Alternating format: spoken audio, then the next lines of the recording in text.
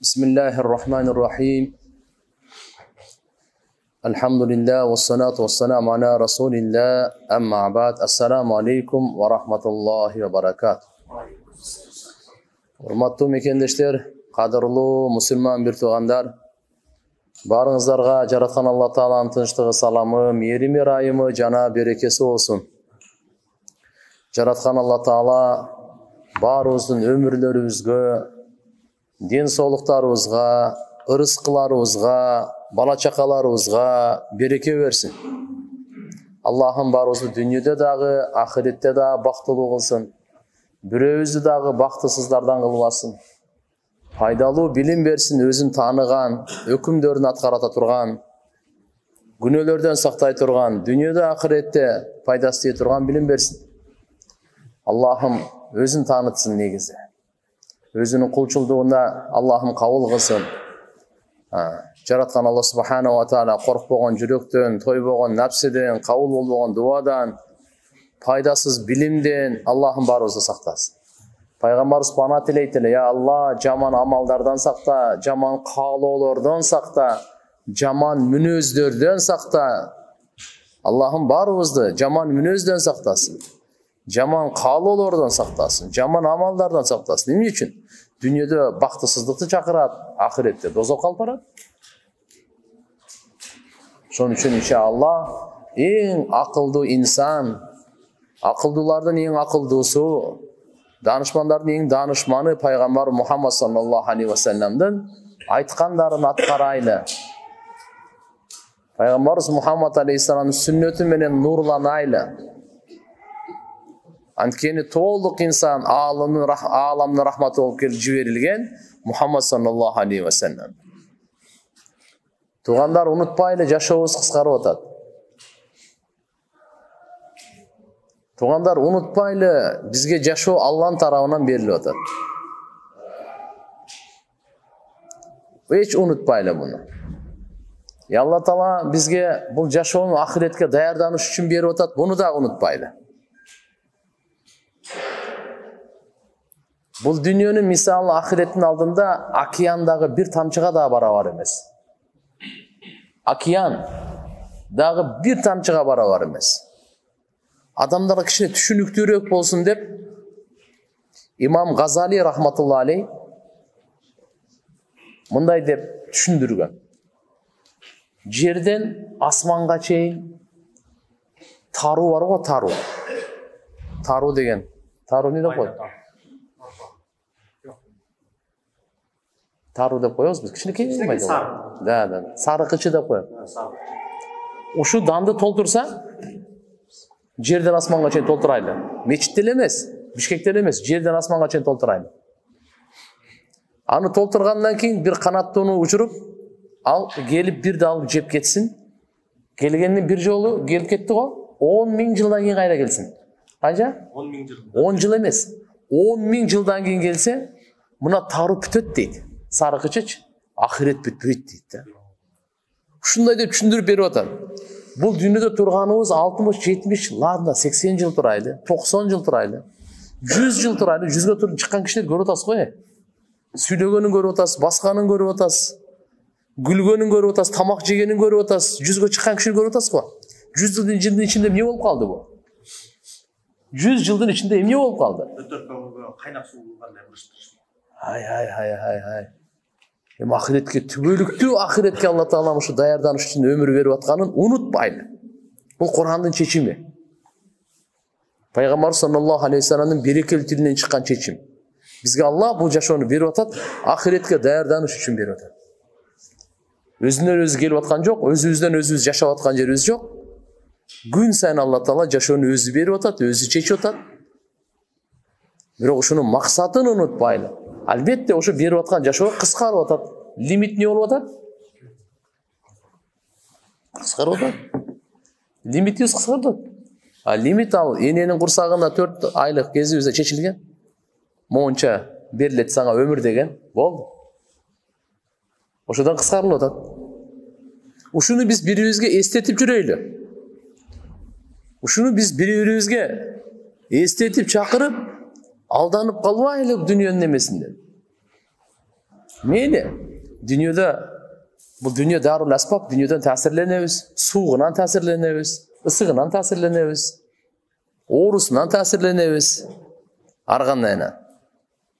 Дүниеге келдік, өзімізді бағышымыз керек, адалдан киішіміз керек, адалдан үй салышымыз керек, адалдан улаумен ішіміз керек, адалдан бала чақамызды бағышымыз керек. Тура? Алла Тағалам дүниені ошон үчүн жаратты бизге. Жердегі бардық ырыскылар, айван канаттуу чөпчарлар, данданектер бардығы. Бирок ушуну билип коюңуз, дүние ушунчалык кичинекей болгондуктан Пайгамбар саллаллаху алейхи вассалам айтты. Эгерде бул дүниенин кадыры Алланын алдында чиркейдин канатынчалык болгондо, капырга бир уртам суу бермек эмес.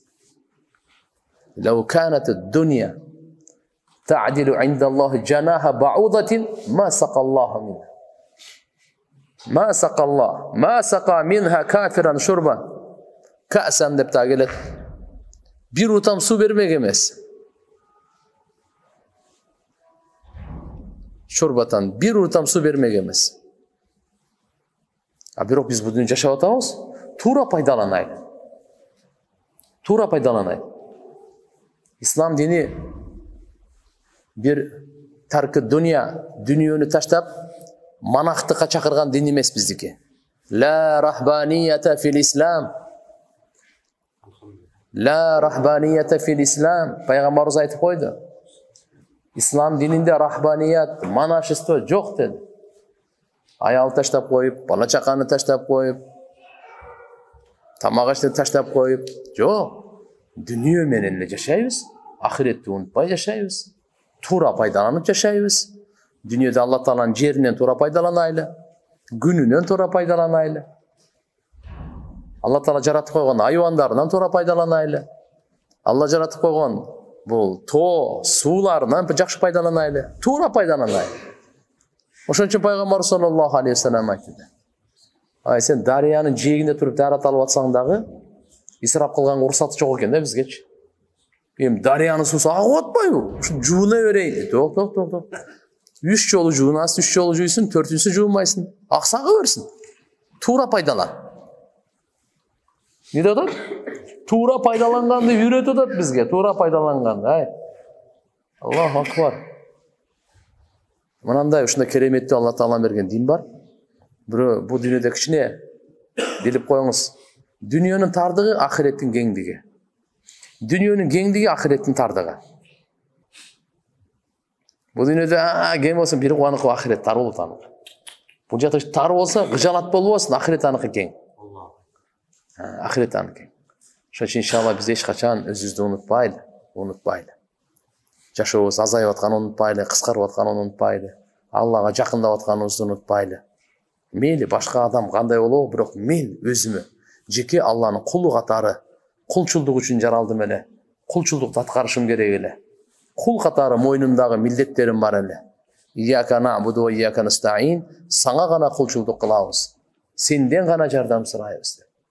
Алла Таала бізді өзінің құлы қылып жаратқан, құлдай болып жашашыбыз керек. Пайғамбарымыз Мұхаммад алейхиссалам құлчылдықтың ең жоғарғы деңгейінің мисалы. Құлчылдықтың ең жоғарғы деңгейінің өрнегі. Құлчылдықтың ең жоғарғы деңгейіндегі даражасын көрсеткен Мұхаммад Расулулла болады. Өткенде айтқанбыз мынаке. Өткенгі сабақта Пайғамбар саллаллаху алейхи вассалам құлдай болып жеймін, құлдай болып жатамын, құлдай болып отырамын.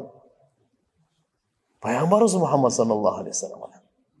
Бұл құл, Алланың құлы болу өте чоң сыймақ. Алла Тааланың құлы болу өте чоң сыймақ. Бүгін үшін уландысы Абу Дауд шарифте келет, Ибни Маджада келет. Абдулла ибни Буср деген сахаба. Абдулла ибни Буср радияллаху анху айтады. Кана линнаби саллаллаху алейхи вассалам қасаату. Пайғамбар саллаллаху алейхи вассаламдың чоң идиши бар эле дейді. Юдау фих ас-сарид, ошо сарид деген тамақ ошого жасалат эле дейді. Казан екен да. Сарид деген тамақ қандай тамақ? Сарид деген тамақ биздин баягы эле шорпо. İçinde et var. İçinde et var. Жана нанды турап туруп салып коет да. Ушуну сарит деп айтат. Бул аябай пайдалуу болот экен да. Ушу сарит жасалат эле дейт. Лиякулахул жамаа, жамаат бир эле адам эмес, о жамаат жеш үчүн да. Юқалу лаха ал-гарра яхмилуха арбаату риджал. 4 киши көтөрөт экен. Чоң эле казан экен да. Анын аты гарра дейт. Кийин фаламма ау адхау, мындайча айтканда, күн чыгып, ошо чаш убагына кирип калганда, васажаду, яни саллу, булар чаш намазын окуп, ошол учурда анан кийин немени чоң казанды алып келет экен да. Так, ошо сарит пышкан казанды алып келет экен, коет экен, баары ошо тегеректеп отурат дейт. Фальтафу алейха, сахабаларчы, фаламма касуру, баардыгы келип толук отурганда, жаса Расулуллах саллаллаху алейхи ва саллям пайгамбарыбыз чөк түшүп отурду дейт. Кандай отурду? Чөк түшүп, эки тизесин отурду. Чөгөлөп. Чөк түшүп отурду, факара араби. Ошол жерде бир араби айтты мындай деп. Чөлдүк бир киши келип, толук бир киши келип. Ма хадихил жалса, бул кандай отурат деди да. Бул кандай деген отуруш? Чөк түшүп отургандачы? Мындай отуруп эми, о, пайгамбар деген мындай отуруш керек. Билем мындай кылыш керек, бир бутул жак коюш керек дегендей окшойт анын ою боюнча. Факала Расулуллах саллаллаху алейхи ва саллям пайгамбарыбыз айтты: "Инна Аллаха жа'алани абдан кариман ва лам яж'ални жаббаран анидан." Алла Таала мени сыйлуу кул кылган. Мени текебер, жабыр адам кылган эмес. Залым, анидан бир тоңмоюн, андай кылган эмес Алла пайгамбарыбыз айтып атат да, андай кылган эмес. Сумма кала Расул саллаллаху алейхи ва саллям айтты: "Кулу мин жаванибиха." Чоң 4 киши көтөрүп келген чоң идиш болгондон кийин четинен жегиле деди тамакты. Четинен. Ва дa'u дарватаха. Ортосунан тек койгула, ташта аны тек койгула. Ортосуна кол салбагыла. Четинен жегиле деди. Юбарик лакум фиха. Ушул жерде береке бар деди. Тамак келгенде дагы четинен жеш керек экен. Ортосунан салбагыла колуңарды деген. Ал жерде береке түшөт. Сіздер четинен ала бергіле, бардына жетіштүү, бардына тоқ, бардына бұның тамақтың пайдасы дейін. Тамақтың пайдасы тоғандар, жөн еле құрсақтай қозып, өлбе жаным, өлбе ан үшін еле емес.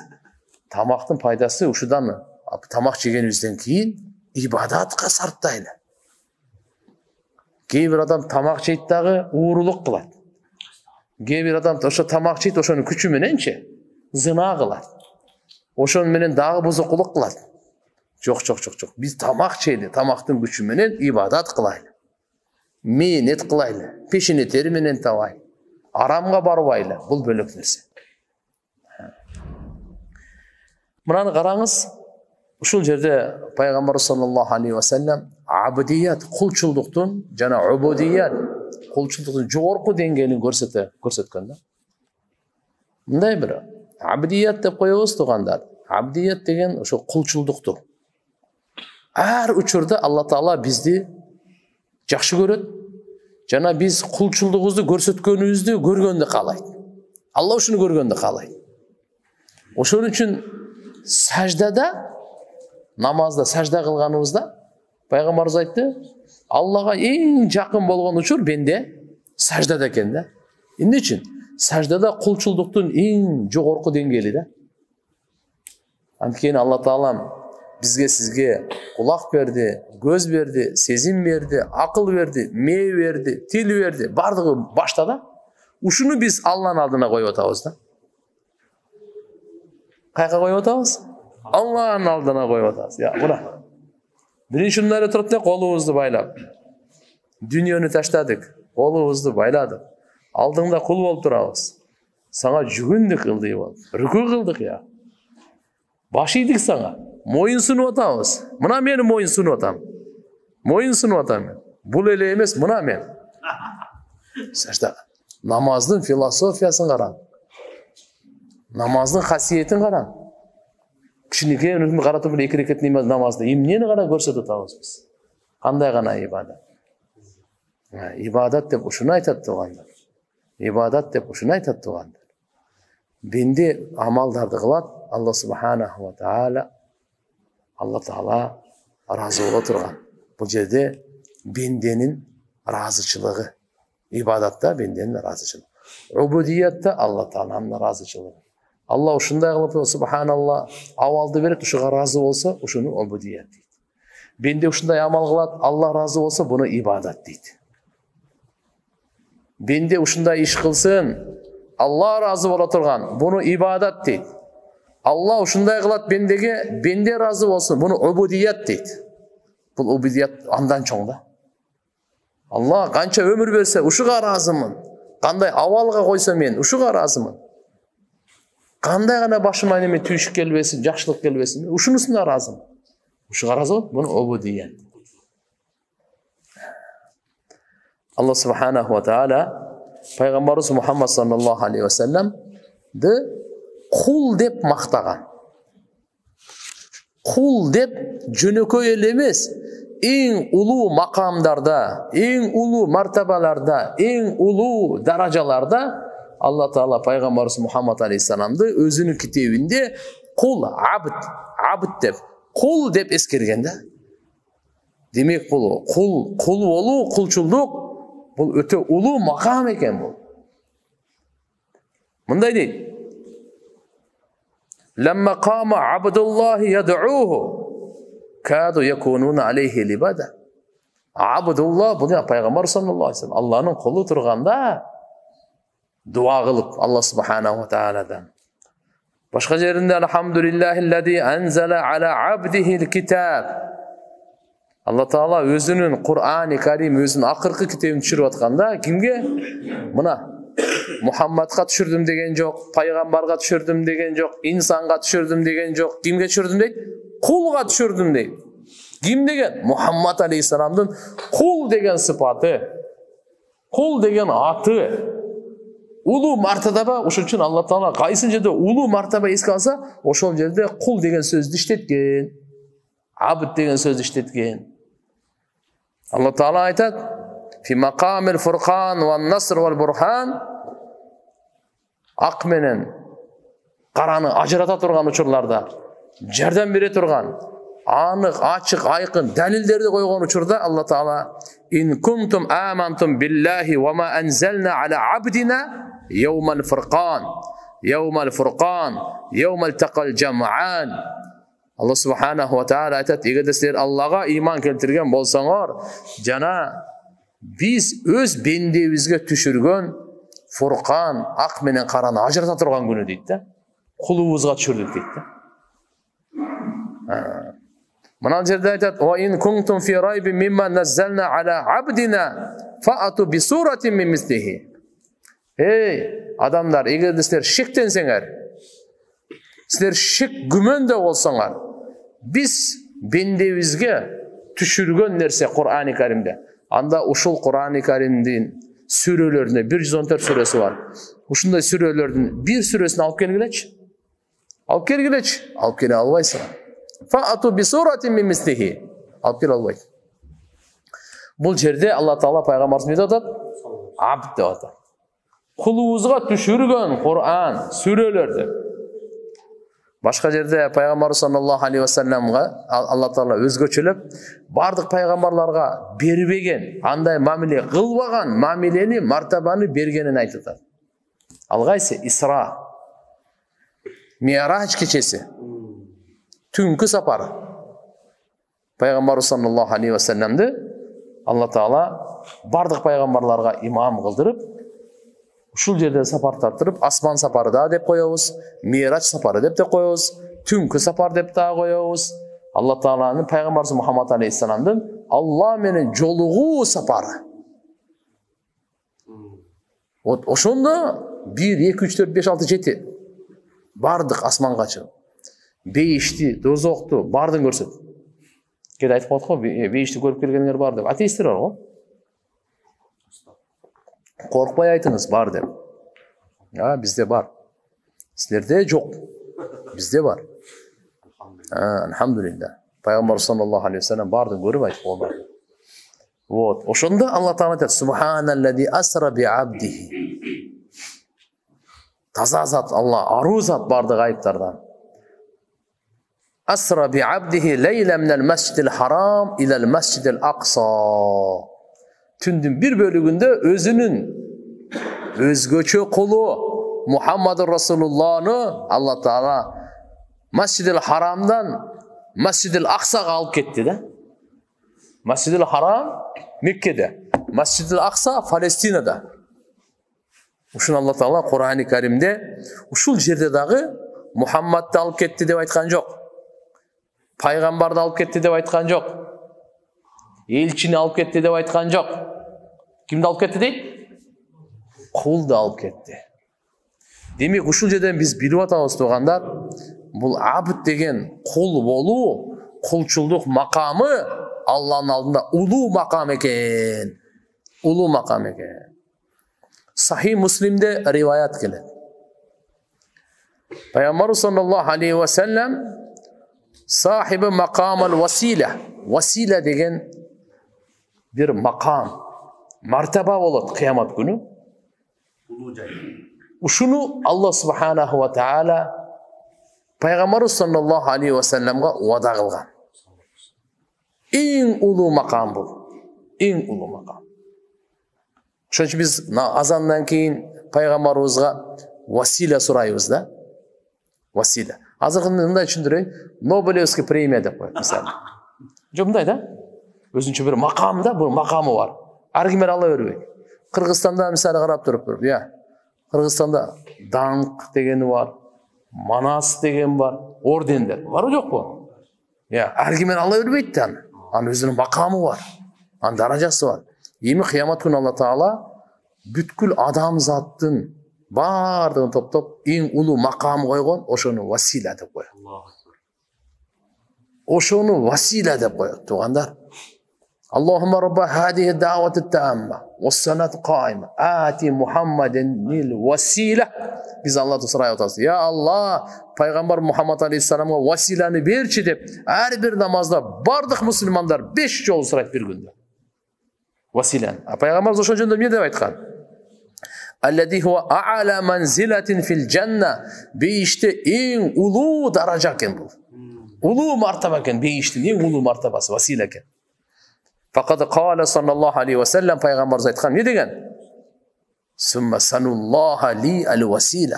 Sizler men üçün Allah Teala'dan vasileni soragıla dedi. Atı vasile. Allah Teala'dan men üçün vasileni soragıla. Fa innaha manzilatun. Bunda çetkanda buluşunday manzilatun. Daraja khasatun özgöçö fil cennet beyişti. La yenbagi an takuna illa li abd. İlla li abd. Bu büröge dağı layıktı emas, bir kulga layıktı dedi de. Atım ne dedi? Kulga layıktı dedi. Kulga layıktı. Ve arju an akuna ana huwa. Men ümittenim oşol men bolam dedi. Oşo manga berilet деген ümit menen adep menen aytты. Allah Taala bolbosa Peygamberimiz vada berip koygan. Açık aytып koysa bolat эле. Oşo meniki деп элечи. Бирок Peygamberimiz андай кылып айтты. Men ümittenim oşo martaba manga berilet ko депчи, ya. Faman, yandan keyin uğup alыңыз. Kim Peygamberimizge vasile sorap жүрse bu dünyada, ya Allah Peygamberimizge vasile berçi, Peygamberimizge vasile berçi. Qarаңыз, qancha jolu berçi dep biz dua kılıp jursök, faman sa'alallahu li al vasila. Kim men üçün Allah Teala'dan vasile sorap jurse, hallat lahu şefaati yevmen kıyama. Ağa meni şefaatim kıyamet günü söz bolat dedi. Allahu akbar. Peygamberin şefaati kanday ulu nerse. Tuğan ertege Peygamberin şefaatine bütün adamzat muhtaç bolat. Kafirlar da muhtaç bolat. Müslümanlar özgöçö muhtaç bolat. Peygamberin şefaati. Şefaat dep zastupничество деп. Ortaga düşün. Ortaga düşün. Azı biz bir nese okup alsa sırada çalabız goy. Tanışlar var mı? Tigi var mı? Mına var mı? Mına bunday ortaga salabız her kimde. Ya. Bul dünyada öyle. Tural. Ağay meni çağırta zачет koş kerele, süleş kerele. Emne de kişine kagışıp kettik bir marşrutka menen ne kılış kerek çeçik kerele. Gayda tanışlar var, tigi de var. Bir nesi alayın dedim öyle tigi de var. Ya. Sağır geçine ortaga kişini salını жүрбейбиз be. Kudası yok o juuçularda jürebiz. Ya. Uruşup ketse tiginde de mektepke baldardı kirgizey desem mınday desin. Her jerde uşulda kıyamatda uşunday ele bolat. Мага жардам берип койчу, мага ортого түшүп койчу, бир нерсе деп койчу. Ушу менен эле өтөт аяк. Ушундайда эч кимге уруксат берилбейт шафаат. Алла кимге кааласа ошого гана берди. Улуу шафаат пайгамбарыбызга Алла берди. Демек мына риваят хадисте келип атат. Кама фи сахих Муслим, сахих Муслимде бул. Пайгамбарыбыз не деди? Ким мен үчүн Алла Тааладан васила сурап жүрсө, ага менин шафаатым кыямат күнү сөзсүз болот. Халлат лаху шафаати яуман кыяма. Ага сөзсүз болот тугандар. Халлат яни хулул да мани түшөт деген мааниде. Атак ошого буйрат деген сөз, биздин сөз менен айтканда, менин шафаатым ошого буйрат, ар кимге буйра бербейт экен. Пайгамбарыбызга васила сурап жүрөбүзбү иншалла? Ати Мухаммаданил васила. Мынакей. Шу василаны сурап жүрөйдү. Пайгамбарыбыз саллаллаху алейхи ва салламдын хилм, фи азими хилмихи ва афувихи. Пайгамбарыбыздын хилм деп өзү жумшактык, көтөрүмдүүлүк, чыдамкайлыкты хилм деп айтат. Афу кечиримдүүлүгү, улуу көтөрүмдүүлүгү, жумшактыгы жана кечиримдүүлүгү боюнча хадистер. Алла Таала айтат: "Фа'фу анхум wasfah innallaha yuhibbul muhsinin." Ey Muhammad, sen аларды кечирип койгон. Адамдарды кечирип тургон. Алардын кемчиликтерине көз жумуп койгон. Каталарын, жаңылыштарын көз жумуп койгон. Албетте Алла Таала жакшылык кылуучуларды жакшы көрөт ал. Демек кечиримдүүлүк, көз жумуп коюу бул улуу жакшылыктардан. Не дегени? Улуу жакшылыктар. Улуу баалуулуктардан. Башка жерде фа'фу анхум ва шавирхум фил амр. Сен аларды кечирип койгон. Сахабалардан кичине кемчилик кетип калган эле. Ухуд согушунда пайгамбар саллаллаху алейхи ва саллам 50дөй жаачандарды, Жабал Румат деп коет, мына дөңсө бар, жаачандардын дөңсөсү деген. Атай дайындаган эле. Ушул жерде тургула, мен айтканга чейин ушул жерден жылбагыла айтып коеюн деп. Себеп ал стратегический жерде согушууга аябай ыңгайлуу, душмандан сактанганга, душманга кол салганга аябай ыңгайлуу жер болгондуктан эскертүү берген эле. Ухуд согушунда биринчи мусулмандар жеңип аткан эле. Анан кийин тигилер качып кеткенден кийин олжонун малыгы алып булар пайгамбарыбыздын сөзүн эки түшүнүп калышты да. Пайгамбарыбыздын айтканы согуш бүткөнгө чейин эле болсо керек деп талашып кетишти да. Бирөөсү айтты: "Бүттү, бүтпөдү, кызыктырбайт, пайгамбарыбыз айткан, ошого чейин турайлы" десе болбой. Анан эки ара болуп кетти да, 10 калып 40 түшүп кеткен да. Түшүп кеткенде тиякта Халид ибн Валид ошол учурда кафырлардын тарабынан командир эле, согуш аткан, согуштун ыкмасын өтө кыйын билген киши эле карады. Бул дөңсө бош турат.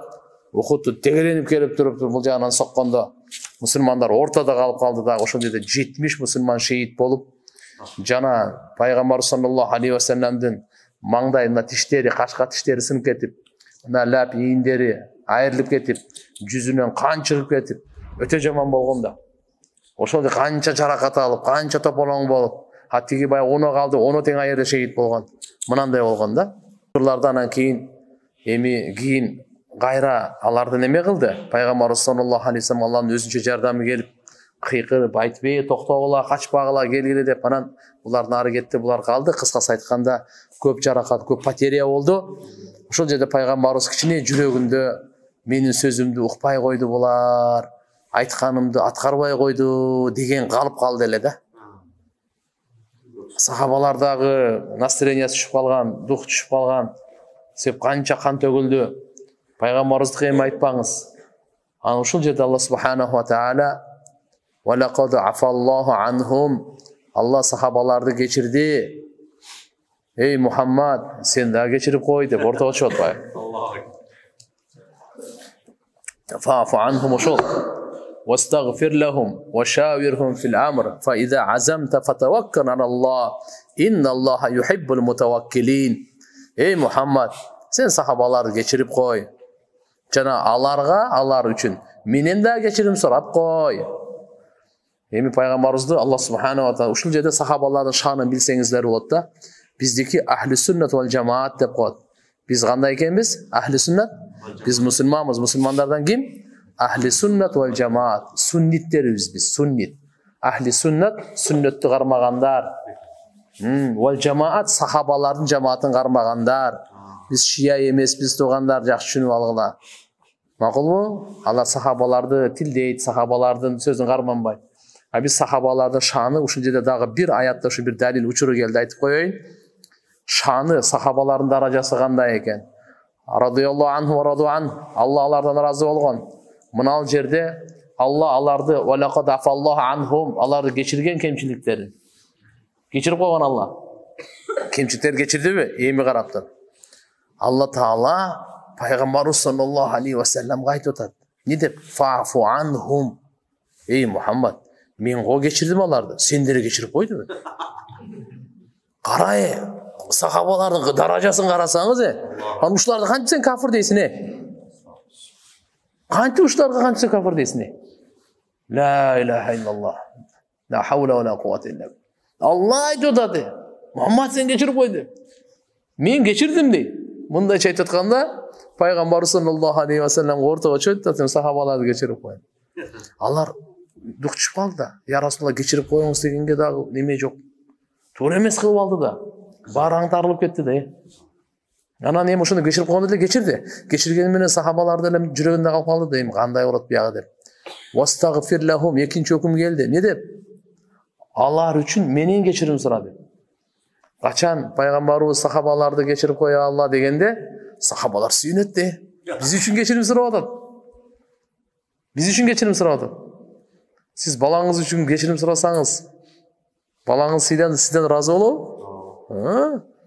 Сиз мен үчүн Алла Тааладан дуа кылсаңыз, я Алла, максаттын күнөөсүн кечир деп, мен канча разы болом, Аллаху акбар, канча деген мен үчүн бакыт. Мен үчүн сиз дуа кылсаңыз, я Алла, ушу максаттын күнөөсүн кечир деп, мен башым көккө жетет ал. Бүткүл дүйнөнүн миллиардынан мага чоң бакыт бол. Сахабаларга Алла Таала эмне деп атат? Пайгамбар саллаллаху вастагфир лахум. Сен сахабаларга истигфар кылгын, кечирим сурагын депчи. Анан эми кыямат күнгө чейин бул дин уланыш керек. Башка пайгамбар дин келбегенден кийин ошаурхум фил амр, кеңешип ишти алып бар, буларга үйрөтпесең болбойт. Эми болор иш болду эми. Таарынычты жазгыла эми. Токтоткула дедим. Мен башка жака кетпейм. Мына жерде негизи пайгамбарыбыздын кечиримдүүлүгүн караңыз. Кечиримдүүлүгүн. Улуу мүнөздөгү бир да жаманттар менен кайтарбаган. Кана Расулуллах саллаллаху алейхи ва саллам азимал хилм. Өтө жумшак эле. Улуу жумшактыктын ээси болчу. Кичинекей эле эмес эле. Улуу жумшактыктын, улуу көтөрүмдүүлүктүн ээси. Так, ла юқаббилу саййата бис саййа. Жамандык менен эч качан кайтарган эмес. Бал яфу ва ягфир. Кечирип коет эле, көз жумуп коет эле. Ва ман тaqama li nafsihi min shay'in qat. Өзүнүн жаны үчүн эч кимден бир дагы өч алган эмес. Бирөө мени сөктү, бирөө мени түрттү, бирөө мени түкүрдү, бирөө мени намызыма тийди, бирөө мени кордоду, бирөө мени ушактады, бирөө мени урду, бирөө мени чапты. Түшүнүктүү? Бирөөсүнөн да пайгамбар өч алган эмес. Өзүнүн жаны үчүн бирөөдөн өч алган эмес өмүрүндө. Мынандай адам болгон. Не деп атат? Илля антунтахак хурматуллах. Эгерде Алла Тааланын арам кылган нерсеси бузула турган болсо, анда бөлөк кеп. Анда Алла Тааланын өкүмү, бул чеги, Алланын чегин бузуп атабы, анда шарият боюнча өч алганга туура келет. Мисалы, уурулук кылды, Алланын чегинен өтүп кетти, анын колу кесилиш керек дегендей. Жолсу ичип алды, Алланын чегинен бул өтүп кетти, буга кандай? Жаткызып дура чабыш керек депчи. Себеп дегенде мында жамандыгынан аз токтотпосок, бул вирус жайылып кетсе, азыр мисалы бир адамды аяп атасың, кийин 100 адамды бергенге туура келет. Сен бир адамды кичине аябай катыгыраак кылып кой, наркы 100-ün сактап кой деген жаман эмеспи? Кичине акылды иштетиш керек да. Валакум фил кисас хаяту я улил албаб. Алла айтат, өч алууда жашоо бар. Ал кан төгүлгөн менен ал жерде жашоо бар. Бир адам бир адамды өлтүрүп салды. Адамдын каны улуу. Пайгамбарыбыз айткан, бир адамдын бир тамчы каны, 10 тамчы эмес, бир тамчы каны. Жеті жер, жеті асманды Алла талқалап қойғандан да ауыр екен.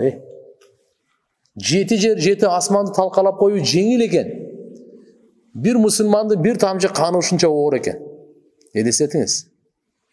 Адам өлтіру қанша күні? Bir адамды өлтіріп қойды. Қатадан емес, атайлап өлтірді да. Умышленный. Атайлап өлтірді. Шариаттың үкімі қандай? Өлтірілген кішіні өлтіріш керек. Ал мемлекет туғандары емес, щоб туғандары дағы жүрегінен 300-ді алып берді деп рахаттансын.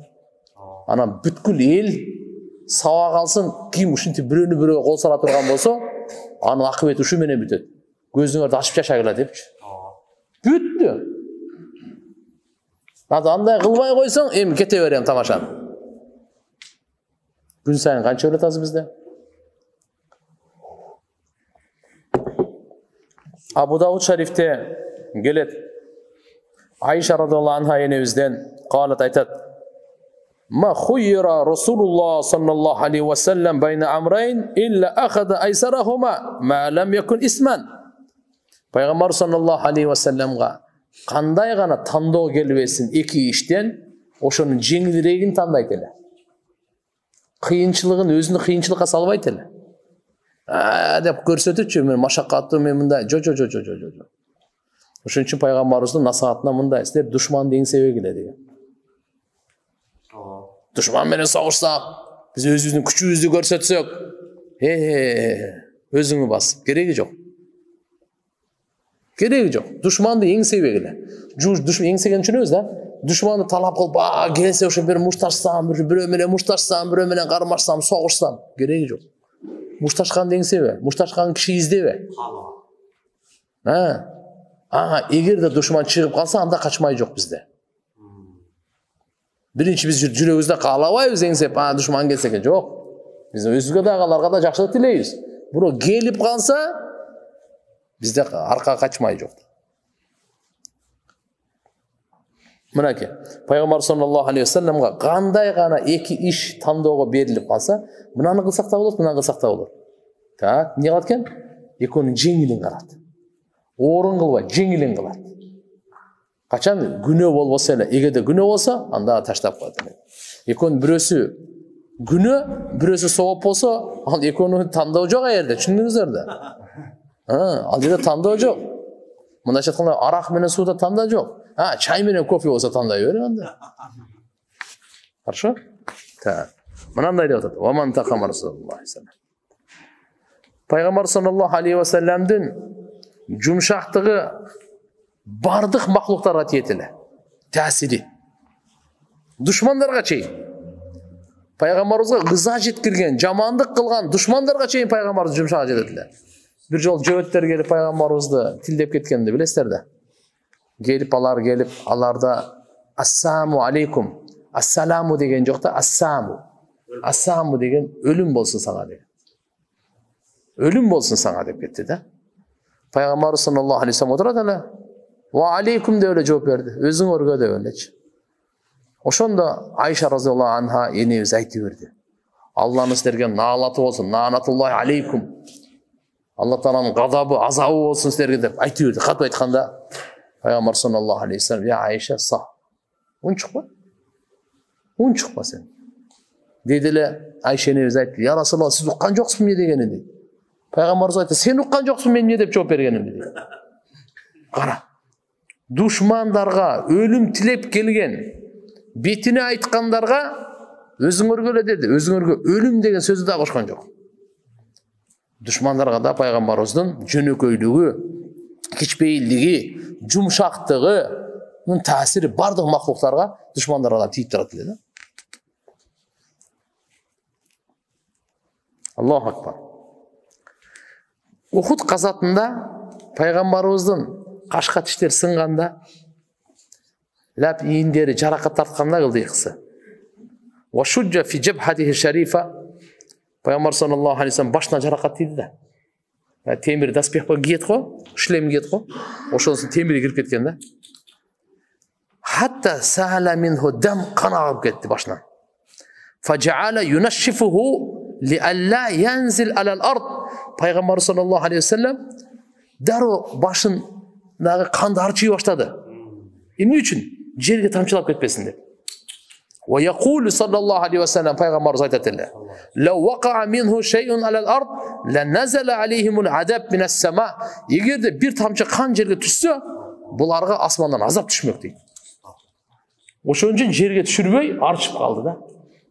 Башынан чыккан канды жерге түшүрбөй арчып калды Пайгамбар sallallahu aleyhi ve sellem.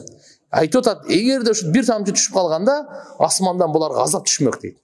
Караңызчы, дагы эмне деп атат?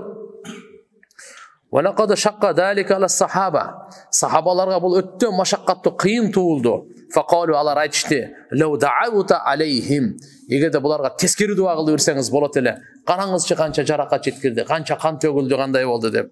فَقَالَ إِنَّمَا لَمْ أُبْعَثْ لَعَانًا وَلَكِنْ بُعِثْتُ دَاعِيًا وَرَحْمَةً اللهم اغفر لقومي وفي رواية اللهم اهد قومي فإنهم لا يعلمون Пайгамбарыбыз айтты, мен бу дүйнөгө бирөөгө bir каргыш айтып, тескери дуа кылыш үчүн жиберилген эмесмин.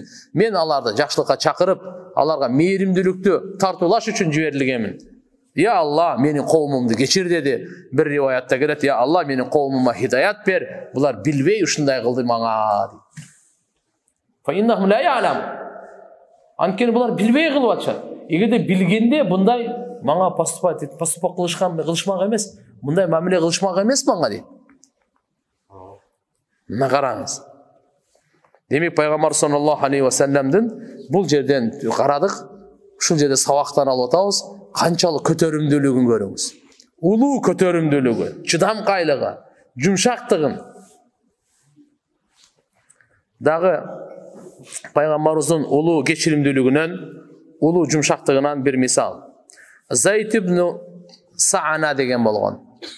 Зайд ибн Саана деген туугандар, ушунун окуясы бул жөөттөрдүн, аалымдарынын Меммин дегени болгон. Мединада жөөт болгон, еврей.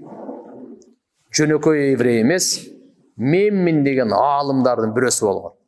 Ахад ахбар al-Yahud Зайд ибн Саана деген. Зайд ибн Саана.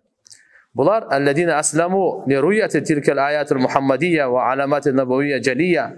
Пайгамбар sallallahu aleyhi ve sellem'din ayat belgilерин, пайгамбарчылык ачык далилдерин көргөндөн кийин исламды кабыл алгандарда, бунун окуясы кандай болгон? Мындай болгон. Бул Тавратты окуп жүрчү да, Тавратты окуган кыйын алым болгон да. Акыр заман пайгамбар келет, мындай болот, анын белгилери бар, тигиндей мындай дегенден сыпаттары, өзгөчөлүктөрүн окуп жүргөн дагы бардыгын Мухаммад алейхиссаламдан тапкан да. Тапкан.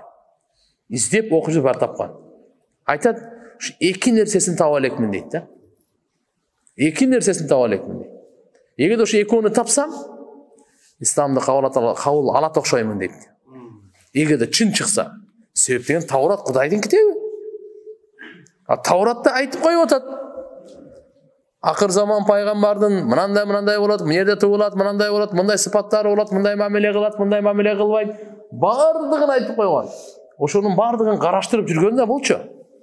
Бардын изденип жүргөн, анализ кылып жүргөн бардыгынча. Айтып атат мындай дейт. Окад варат Зайд ибн Саанадан. Аннаху кал мындай деп айткан экен. Лам ябка мин аламатин нубува إلا وقد عرفته من في وجه محمد صلى الله عليه وسلم حين نظرت إليه إلا إسنتين لم أخبرهما. Пайгамбар sallallahu aleyhi ve sellem'den пайгамбарчылык белгилеринин бардыгын эле көрдүм дейт. Мен да карап жүргөнүмдө пайгамбар жүзүнөн, тияк-бияктарынан бирок эки сыпатты көрө элекмин, мага кабар бериле элек дейт да. Ал тууралуу мага кабар бериле элек дейт. Эки сыпаты боюнча. А жерде эмне деп жазылган экен Тавратта? Көптөгөн сыпаттарын тапты, экөөнү таба элек, жазыла экен. Ясбиqu hilmuhu jahlahu. Пайгамбарыбыздын жумшактыгы надандыгынан өтүп кетет. Аны басып коет. Демек бул жумшак болот деген сөз. Көтөрүмдүү болот, надан эмес. Ар бир адамда жахалат бар. Мындайда, мен сизге бир нерсени айтайын. Билимсиздик биздин түбүбүздө бар. Аны жок кылуу билим менен жок болот. Надандык биздин түбүбүздө бар. Өзү жаралышыбызда бар. Ал менен күрөшүш керек дагы, мээнет кылып, надандыкты жок кылыш керек илим менен. Баарыбызда Алла Таала сараңдыкты жараткан. Бул менен күрөшүш керек, буну жок кылыш керек берешендүүлүк менен. Баарыбызда текеберлик бар таксыр. Жаралуубузда.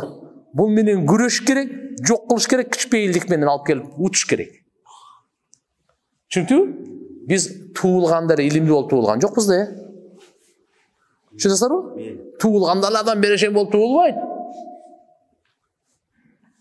Биздеги бар нерсе менен күрөшүшүбүз керек. Ана бир жаралат бир нерсе. Мына пайгамбар саллаллаху алейхи ва саллям бул айтып атат, Тавратта жазылган. Пайгамбардын жумшактыгы, көтөрүмдүгү надандыгын басат дейт. Кечиримдүүлүгү ачуусун басат дегендей. Так. Вала тазидуху шиддатул жахл алейх илля хилман. Ага надандык күчөйө турган болсочу, анын жумшактыгын гана күчөйтө берет экен да. Мен бул азыр надандыгымды күчөйтөм да. Булган ответ болобу экен депчи, провокацировать этипчи. А бунун жумшактыгы эле күчөйө берет экен да. Мен надандыгым канча күчөйсө, бул жумшактык ошончо күчөйөт экен да. Ушу экөөнү издеп жүрөм дейт, ушудан чыгабы чыкпайбы деп. Түшүндү? Намысына айтат, Зайд ибн Саън айтат. Факунту аталаттафу лаху. Мухаммад саллаллаху алейхи ва салламды ушундай изденип жүрдүм эле дейт, карапчы. Аралашып, тияна карап, бул жагына карап. Айтпайт да эми, эл көп да. Анан ки карап туруп бир учур келип калды дагы, мен мындан курма сатып алдым дейт. Курма сатып алдым дейт. Курма сатып алып, так. Иштарайту минху тамран ила ажалин фаатайтуху саман. Мен сатып алган курма сатып алдым дагы. Бул курма бере турган болду, бирок акчасын бердим мен дейт. Акчасын бердим. Ила ажалин бир мөөнөткө. Булар бир мөөнөт койгон. Мисалы карап туруп азыр канча 30-декабрь не болуп калды? Бир ай. 31-январда сиз мага бересиз деп бир мөөнөт коюп туруп, акчаны берди. Курманы алам деди. Фаатаху Зайд кабла исламихи, исламды кабыл алардан мурда акчаны берген болчу. Канча саманина мискала дахабан, 80 мискал алтынды, алтын менен. Ал убакта мындай азыр акча, доллар сом болгон эмес да. Алтын күмүш менен бааланат, ошон менен сода сатык болот эле да. Ала тамри маалум ила ажали маалум, белгилүү убакытка белгилүү курманын өлчөмүнчө. Фалама кана кабла маджиил ажали би йомейн ау саласа, убакыт келгенге чейин 2 күн мурда же 3 күн мурда. 31 мисал январ мисал айтып атам. Болсо, бул 28 январда эле келип алыптыр да. Убакыт бүтө элек да. Келишим 31-нде бериш керек эле. Бул алдына ала келип алды, жинне тиймекчи болуп атат да, чындасыздарбы? Надай dedi. Ataytu Muhammed sallallahu aleyhi ve sellem fa akhastu bi cema'i kamisi. Bardıq nerselerin alıp aldım dağı giyindim. Ridaların. Moynu orup tartıp turup anan ayttım katığı oturup. Muhammed sen qarızını berбейсиңби dedim dedi. Ala taqdiyanna ya Muhammed haqqi, men akımdı berбейсиңби sen? Ne berбейсиң sen? Allah'a qasam fa vallahi innakum ya bani Abdülmuttalib mutul. Ey Abdülmuttalib'tin baldары, силер өзү ушундай bir mutul деп коет. Шылтак айткан, убаданы аткарбай кечиктирген адамдарды айтат да. Бергенге мүмкүнчүлүгү болуп туруп дагы бербей койгондо mutul деп коет. Азыр мисалы карыз алгансыз, бергенге мүмкүнчүлүгүңүз бар. Бирок айтып таста, тияктан анан кийин эме келсинчи, Москвадан самолет келсинчи, анан тигинден анан мындай деп, эптеп эле мени шылтак айтып эле кечиктирип атат да. Ушундай. Мынандай деп айтып атат. Силер ушундай дейсиңер деп айтты да. Факалы Умар айтты: "Аду Аллах, Аллахтын душманы, сен эмне деп сүйлөп атасың?" деди. Умар разияллаху. Тaqulu Расулилlah sallallahu aleyhi ve sellem ma asma'u, мен уккан нерсесин эмне деп атасың сен деди. Сен мен башыңды жулуп коем деди. Сен Мухаммад алейхиссалам андай сүйлөбөгүн деди. Пайгамбар sallallahu aleyhi ve sellem Умарды карады дагы. Яндур илля Умар бисукунин ва туаддадин ва табассумин, мындай жылмайып, унчукпай, бейпилденип карап койду дагы айтты. Сумма кала Расулуллах sallallahu aleyhi ve sellem ана ва хуа. Умар сен аралашпа dedi. Мен жана бул Зайд ибн Саън бул жөөт. Экөөбүздүн мамилебизде dedi. Экөөбүздүн мамилебизде бул. Алла Таала мага буйрук берген. Би хуснил ада, жакшы кайтарып бергенге.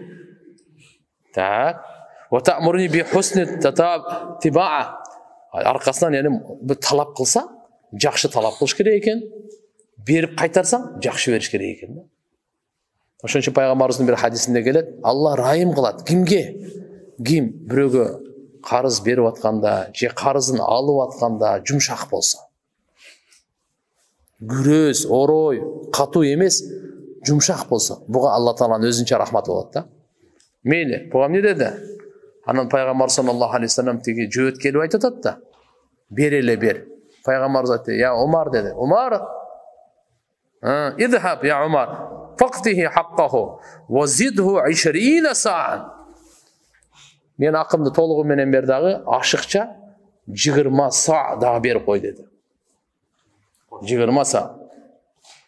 20 саат дегени так 10, 350, 35 килограммдай.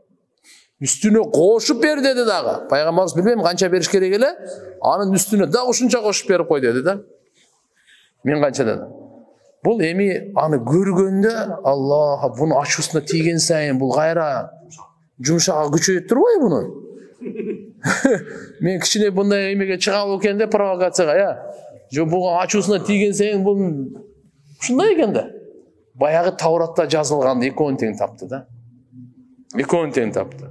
Неселе айтканы яспиху хилмуху жахлаху, бунун жумшактыгы надандыгынан өтөт. Анан качан канчалык ачуусуна тийсең, ошончолук жумшакты күчөйөт. Экөөнү тең тапты дагы. Айтты, "Я Умар" деди. "Мен көптөн бери изденип жүрөт элем. Пайгамбарчылыктын белгилерин бардыгын таптым эле. Ушу экөөнөн гана таап ала элегем. Мен атайы сынаш үчүн ушуга бардым" дейт. Ушундай кандай экен ачуусуна тийип, мында жинне тийип көрөйүнчө кандай экен деп атай ушуга факат ихтабартуху бихима. Мен Мухаммадты ушу экөө менен сынадым дейт да, анан айтты.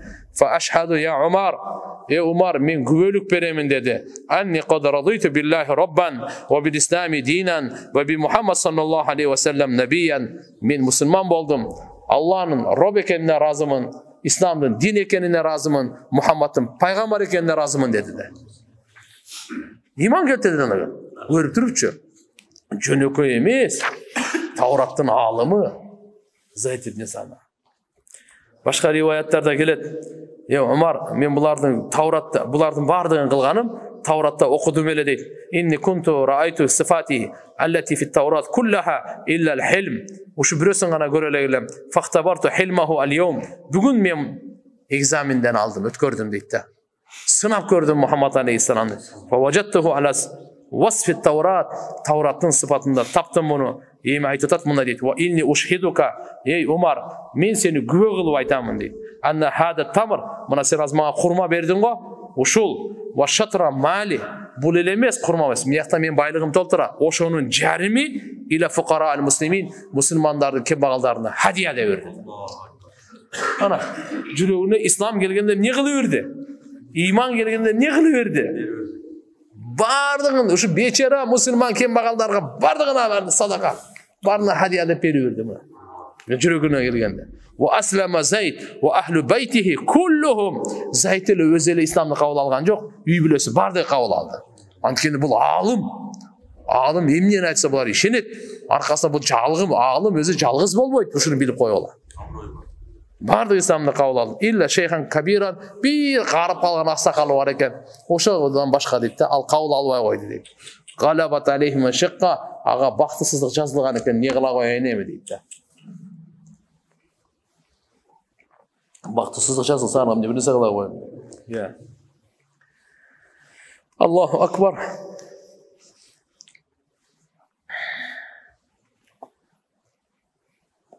Peygamber sallallahu aleyhi ve sellem'din mınake bu okuyasından toğanlar bugünkü günü bizge avadan dağı gerek uşul bolup atatdı. Birinciden jumşak boloylu. Ekinçiden nadanlar ayabay köp. Oşolordun nadanlığı küçöyse bizim jumşağız küçöye beriş gerek eken. Ya, daraja uşuğa eken. Şunun biz hareket kılaylı. İnşallah bu subhanallah Peygamberimizin sıfatları emne için aytılınat. Kançalık okşosak, kançalık jakındasak, oşo jaraşa Allah Taala'nın tarafından bizge ya inayat, bizge nimetler, berekeler, hidayatlar, bakıt bardığı beriler. Abu Davud Şerif'te gelir. Пайгамбарыбыздын кечиримдүүлүгү, улуу көтөрүмдүүлүгү, жумшактыгы боюнча ыза жеткирүүчүлөрдүн ызасын көтөрөт эле да. Катуулардын катыктыгын көтөрөт эле. Грубый канча немелерсин. Алардын баардын кечиримдүүлүк менен, жумшактык менен жооп берет эле. Абу Дауд шарифте келет, Абу Хурайра радыйаллаху анхудан Пайгамбар саллаллаху алейхи ва саллям бир күнү бизге хадис баян кылды. Турдук пайгамбар турганда, анан карасак бир ошо чөлдүк ошо көбүнчө тоодо жашагандар ушундай грубыйлар келет да. Жапай деп. Анан кийин келип пайгамбарыбызга өтө бир катуу мамиле кылды да. Өзүнүн ошол азмаз чадыры бар экен, покрова ороп пайгамбарыбыздын боюна тартып, кызарып кеткенге чейин тартып. Эй, Мухаммад, мындай дейт да. Эхмални аля баирайя хадайн хаммилхума таамат. Мына эки төөнү алып келдим. Ушуга төөнү жүктөп, мал мүртү толтуруп койгон дейт. Миммалиллахи аллади индак. Алла таалам сага берген мал бар го, ал сеники эмес дейт. Фа иннака ла тахмилни мин малик вала мин мали абик. Анткени сен мага берип атканың сенин малың дагы эмес, атаңдын малы дагы эмес. Анан көрө Алла бергенден мына ушу эки төөгө жүктөп койгон деди да. Факала лаху пайгамбар саллаллаху алейхи ва саллям ла андай эмес. Вастагфируллах, Алладан кечирим сурайм. Ай, ла ахмил мин мали вала мали аби. Менин дагы атамдын дагы малынан жүктөбөйм деди. Саллаллаху алейхи ва саллям айтып чыкпай калды да, сүмма кала айтты. Ал малу малуллах. Бул мал бар го, канча нерсе ошол жердеги буудай болобу, жей турган башка нерселер болобу, бул Алланыкы деди. Ва ана абдуху, мен Алланын кулумун деди. Вастагфируллах, Алладан кечирим сурайм. Ла ахмилук хатта туqidani.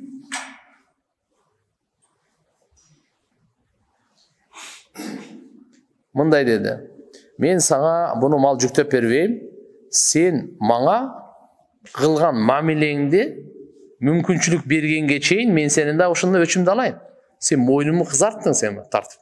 Депчи. Min jabzatik dedi. Allati jabastani. Faqala lahu arabi aytdi. Al aytdi. Wallahi la uqidukaha. Men sana mümkünçülük vermeyim dedi. Peygamber de aytdi. Lima? Ne için dedi. Faqala arabi li annaka la tukafi bi sayyiati sayyi'a. Sebepten de sen cemaat mı kaytarbaysın o dedi. Düşündünüz mü? O cemaatı kılıp alıp durad demi. Cemaatı sen kaytarbaysın. Bu cemaatı kılsa jaraşat. Peygamber cemaatın ölçünü alayın dese jaraşpayбы. Şunday dep atat bolçu. Fadahikan Nabi sallallahu aleyhi ve sellem Peygamberimiz gülü verdi. Şuga meyisi жететкен да кара. Bu senin atаңның da malı emес. Senin de malı emес. Allah'ın malı. Davay. Töөгө жүктөп кой дегенди билет. Peygamberimiz aytат, men туура атамдын апамдын малы эмес, бул Алланын малы. Мен Алланын кулумун. Бирок астагфирулла, жөндөн жүктөбөйм. Биринчи сен мүмкүнчүлүк бер, мен дагы сени ушул мойнуңду кызартайын. Анан кийин жүктөп берем деп атса, бул айтып атат. Жок деп атат. Мен сага эмнеге мүмкүнчүлүк берсем? Пайгамбар айтты, эмнеге сен кылып алган кылбайсың белсе, сен жакшылык жамандык менен кайтарбайсың го дейт. Ой. Öte. Fadahika Nabi sallallahu aleyhi ve sellem Peygamberimiz gülü verdi. Sümme da'a Rasulullah sallallahu aleyhi ve sellem rojulan Peygamberimiz bir kişini çakırdı sahabalardan bilen bergeldi dedi. Ve huwa Umar al-Umar bolçu. Kama fi rivayete faqala lahu aytti ihmal lahu ala ba'irayhi hazayn ala ba'iri tamran. Birisine kurma жүктөп ber dedi, bir tösüne. İkincisine buğday жүктөp ber dedi. Doldurup ber dedi. Allahu akbar. Bukhari'de de varken, Abu Davud'da da varken. Qaraç Peygamber sallallahu aleyhi ve sellem qanday fakana iza uziya fi nafsihi afa ve safah. Özü üçün qanday gana ıza tartpasın Peygamberimiz. Göz jum koyup ele geçirip koydu. Mamilesi şu bolçu. Mamilesi şunday bolçu. Jaratkan Allah subhanahu wa taala barımızga Peygamberimizden şafaatın buyursun. Peygamberimizge Allah Teala vasile versin. Peygamberimizin süyüsün versin tuğanlar. Andan keyin albatta Peygamberimizin bu dünyadagi sünnetini atkarıp yaşay turganlardan kılsın. Peygamberimizin sünnetini jetkire turganlardan, tarkata turganlar. Peygamberimizin sıfattары менен sıfattalып, Peygamberimiz qanday eken хотя бы bilip albaylı da. Oşoga жараша alhamdulillah Peygamberimiz үлgü bolgondan keyin үлgü dep ne? Andan bilese alışыбыз керек de. Үйренішіміз керек те, өзімізге тартышымыз керек те.